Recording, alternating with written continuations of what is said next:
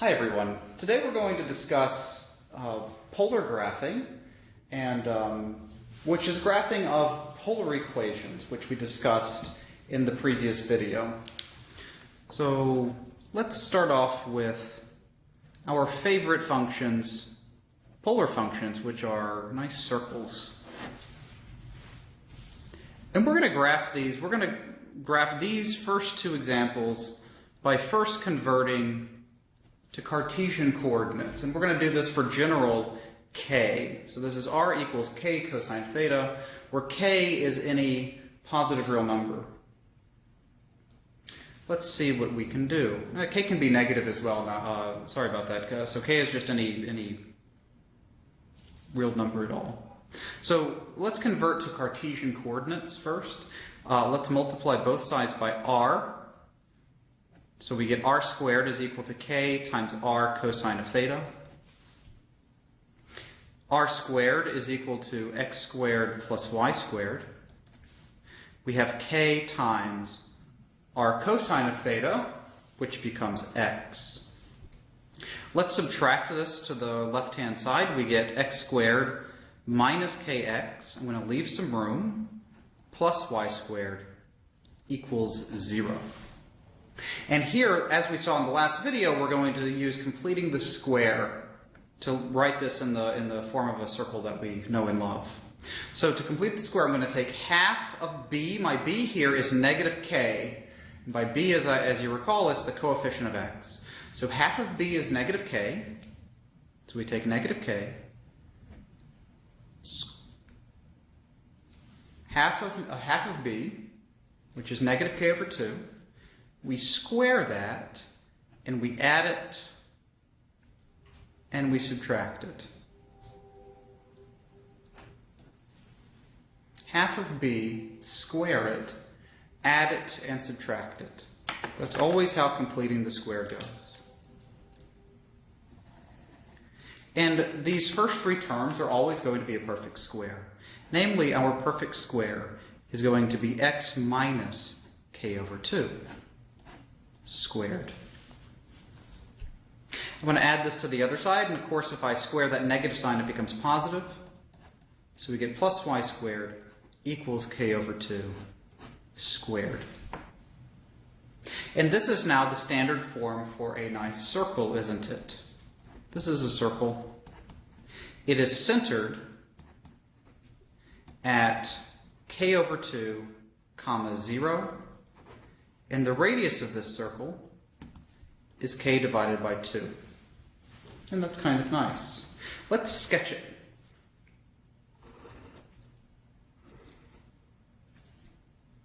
Well,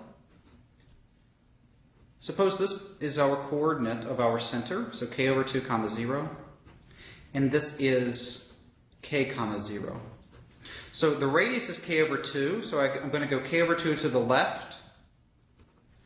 And I'm going to go k over 2 to the right, which puts it at k comma 0. And we have a circle now. Sorry, that should be a circle. Pretend that that's a circle. Notice with this, we have some symmetry. The symmetry here is about the x-axis, but because we're in polar, we're going to say that this is symmetry about the line theta equals 0. So we can identify this x-axis with the polar ray theta equals 0. Let's do the same thing except for r equals to k times the sine of theta. Pause the video. Try to do this yourselves. Try to get down to the standard form for the corresponding circle and graph the circle yourself. All right, so first things first, as we saw in this example, we're going to multiply both sides by r to get r squared equals to k r sine theta. We get that x squared plus y squared is equal to k times y, because r sine theta is y. Subtract k times y to the left. Make some room, equals 0. And take half of b, which is negative k. Square it, so we get negative k over 2. So b is negative k. Half of k is negative k over 2 squared. Add that, and then subtract it. Yeah? The first three terms in that grouping will always be our perfect square. So we're left with x squared plus y minus k over 2 squared equals to k over 2 squared. Once again, this is a circle with center, the coordinate of the center is 0, k over 2, and the radius of this circle is once again k over 2. So it looks like we have a very similar setup here, except the symmetry has changed. I'm going to use this as kind of our example to see which function has which symmetry. So to graph this one, we go up to our coordinate 0, k over 2. We go up to 0, k. We draw a circle centered at 0, k over 2. Pretend that's a circle. What type of symmetry does this curve have? It's different than this one, isn't it? This guy on the left has symmetry about the line theta equals 0. About what radial line does this one have symmetry? What line, what radial ray do we have symmetry with in this case? This is theta equals pi over 2, isn't it? Sticking straight up. So in this case we have symmetry about theta equals pi over 2. Yeah? Which is how we can write the positive y-axis. This is going to generally hold in the examples that we'll see today. In these circle cases and also the roses that we'll do in a few minutes, if you see a cosine of theta, you'll have symmetry about theta equals 0. If you see a sine of theta, you'll generally have symmetry about theta equals pi over 2. And we'll see that for the roses as well. All right. Let's do some more. Let's consider the function r equals to k. We remember from last time that if we wanted to write this in Cartesian form, as a Cartesian equation, we need to square both sides to get r squared equals to k squared. R squared is now x squared plus y squared. And we're immediately at standard form for a circle.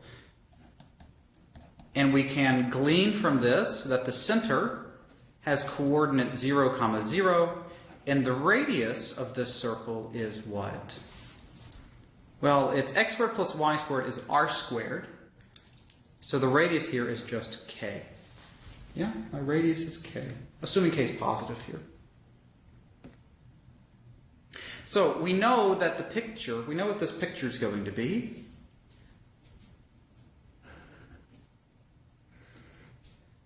We're going to have a circle with radius k. We know this is the picture. Suppose we wanted to get this picture without converting to Cartesian form. How could we do this? Let's make a table of values. On the left, I'll put my theta values, and on the right, I'll put the output values, which are r.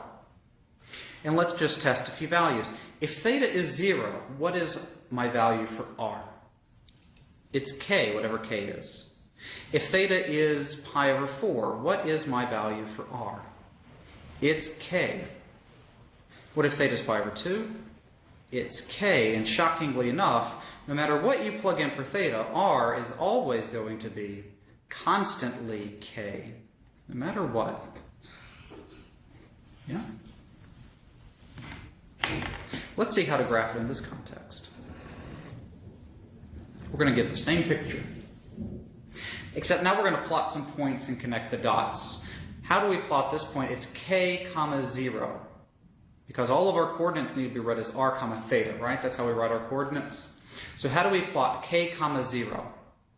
We go k units away from the origin, and we rotate 0 degrees. So we're out by k. How do we plot k comma pi over 4? We go k units out from the origin, and we rotate pi over 4 radians. Or, again, you could think about this as marching k units along the ray, theta equals pi over 4. For k comma pi over 2, we go k units out on the positive x-axis, and then we rotate pi over 2 radians. And on we go for these other points. Here's k comma pi, here's k comma 3 pi over 2, and k comma 2 pi brings us back to where we started. And if we connect all the dots now, you'll see that a circle appears. Pretend it's a circle. Drawing straight lines is hard. Let's do this for a nice rose now. Let's do the same process, except let's see how a rose can be drawn. Consider the curve r equals 2 times the sine of 3 theta. 2 times sine of 3 theta. For here, let's revisit our discussion of graphing trigonometric functions. Remember, we plotted some special points with graphing trigonometric functions, and the spacing of those points was the period divided by 4. Do you remember that? I hope so.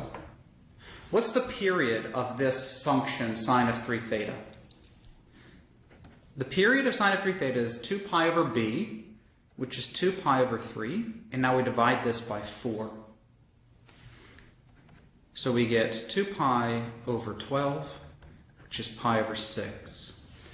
So we're going to use the same idea that we did with graphing trigonometric functions in the plane. We're going to use our spacing, which is period over 4. In this case, it's pi over 6. And let's make another chart and see what our chart gives us with the spacing. Put my thetas on the left, r's on the right. That's what I do. You can swap them if you like. So I'm going to start off with theta equals 0. If theta is 0, what is r? Well, 3 times 0 is 0. Sine of 0 is 0. 2 times 0 is 0. That's exciting. Now, the next one's going to be theta equals pi over 6. What's r if theta is pi over 6? Well, 3 times pi over 6 is pi over 2. Sine pi over 2 is 1. 2 times 1 is 2. Pi over 6 plus pi over 6 is 2 pi over 6, or pi over 3. If theta is pi over 3, what's r? If you compute that, you'll get 0. Pi over 3 plus pi over 6, we're at pi over 2. If you plug in theta equals pi over 2, you should get negative 2. Pi over 2 plus pi over 6 is 2 pi over 3, which gives you 0. And I hope you're doing this for yourselves. Don't trust me on this. 2 pi over 3 plus pi over 6 is 5 pi over 6. If you plug in pi over 6, you should get 2. And the next one's going to be 5 pi over 6 plus pi over 6, which is pi. If you plug in pi, sine of 3 pi is 0, times 2 is 0. And let's plot these points. We know from the course that all functions of the form k times sine of b theta, it's going to be a rose. But this allows us to get a nice picture for the rose. We don't have to guess as to what it looks like. So let's begin by plotting. Let's plot the point 0, 0, which is at the origin. This point we want to plot is 2, pi over 6. So that's at an angle pi over 6. I go out by 2. So this is the point 2, pi over 6. The next point's 0, pi over 3, which is back at the origin. The next one's negative 2, pi over 2. How do we graph this? We go to the left by 2, and then rotate counterclockwise by pi over 2. This down here is my coordinate, negative 2, pi over 2. The next point is 0, 2 pi over 3, which is the origin. Then we have 2, 5 pi over 6. We go out by 2 from the origin on the positive x-axis. We rotate through an angle of 5 pi over 6, which looks about there maybe. And we put our coordinate 5 pi over 6. 2 comma 5 pi over 6. Sorry about that. And now this allows us to connect the dot and see what the row should look like. Each of these points is going to be the maximal extent of the rows. That's why the spacing is super nice. So we start at the origin, and then we go out to that leaf. We loop back over. The next point that I need to hit back at the origin. Then I need to go down to this point next. To get there, we make a smooth motion down, back to the origin, out to the third leaf, back to the origin. And it looks something like this. And that's kind of cool. What we notice here is that this is a sine function, and what type of symmetry do we have? We have symmetry about the polar ray theta equals pi over 2 again. And how many petals does this rose have? It has 3 petals.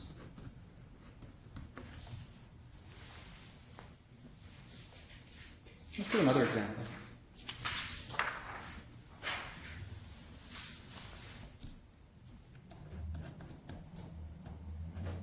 Let's let r equal to 3 times cosine of 2 theta. Try to pause the video and sketch this yourself.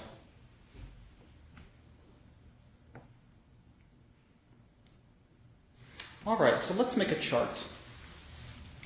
Same type of chart that we did in the previous example. What's my spacing going to be? My spacing is going to be period divided by 4. Period of this guy is 2 pi over 2, which is pi. So this is pi over 4. So I'm going to list my theta values on the left, my r values on the right. I'm going to start off with theta equals 0. If theta is 0, what is r? Be really careful. Cosine of 0 is 1, right? 1 times 3 is 3. The next one's going to be pi over 4. And much the same, we're going to get 0 here. Because 2 times pi over 4 is pi over 2. Cosine pi over 2 is 0. 0 times 3 is 0. The next one's pi over 2. What do we get? We should get negative 3, right?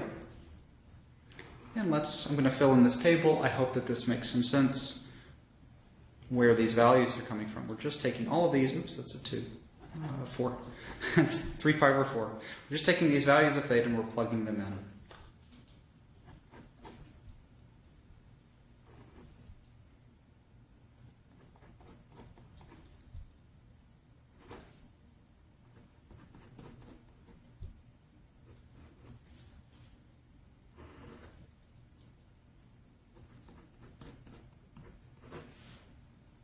And down here at the very bottom is 2 pi and a 3. And this will give us one full cycle. Notice here, and we'll talk about this in a second, if you have an even number here, you're going to have to do the full 0 to 2 pi to see the full picture. If it's odd, you just need to go from 0 to pi. Let's plot our points. The first point that I want to plot is 3, 0, which is 3 units out from the origin, rotated by nothing. This is 3, 0. The next point I need to plot is negative 3, pi over 2. So I go negative 3, so I go to the left by 3, and then I rotate counterclockwise by pi over 2. The next point I need to plot is 3, pi, so I go out by 3, rotate counterclockwise by pi.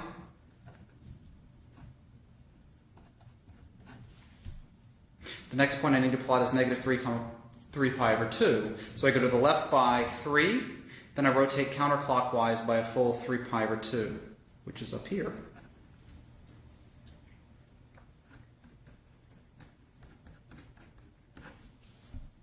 And the next point that I want to plot is 3, 2 pi, which is here. It's out by 3, full rotation gets us back to where we started. Once we start to cycle, you can stop plotting points. So, let's connect the dots, shall we? We start off here, and I want to do my rows going from this point 2, 3, 4. That's how my petals will be drawn. So I go from here back to the origin. From the origin, I go to my second petal, back to the origin. From the origin, I go to the third petal, back to the origin. I go up to the fourth petal, back to the origin, and then I loop back to the first petal. And that's how it's drawn. We notice here that we have 4 petals, and we certainly have symmetry about the line theta equals 0, because this is a cosine, right? If you have a cosine, you're going to have symmetry always about theta equals 0. But notice we also do have, in this case, have more symmetry. There's more symmetry here than just this. This is just what we're guaranteed to have. Always you'll have, if it's a cosine, symmetry about theta equals 0. And if you have sine, it's symmetry about theta equals pi over 2. And this is just the rule of thumb for these very simple graphs. If you start adding more stuff at the end, that's certainly not going to be the case. So what can we say in general?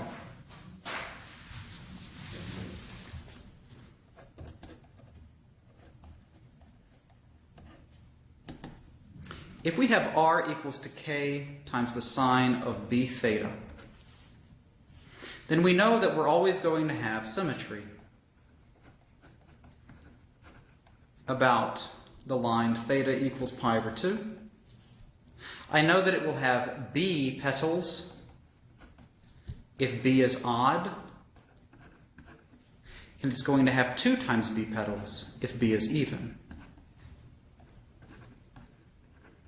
Remember this? And this is pretty much the same thing for the case r equals to k times the cosine of b theta. The only thing that changes is the symmetry. We're guaranteed to have symmetry about theta equals 0, but the number of petals is the same. So we're going to have b petals again if b is odd, and twice the number of petals if b is even.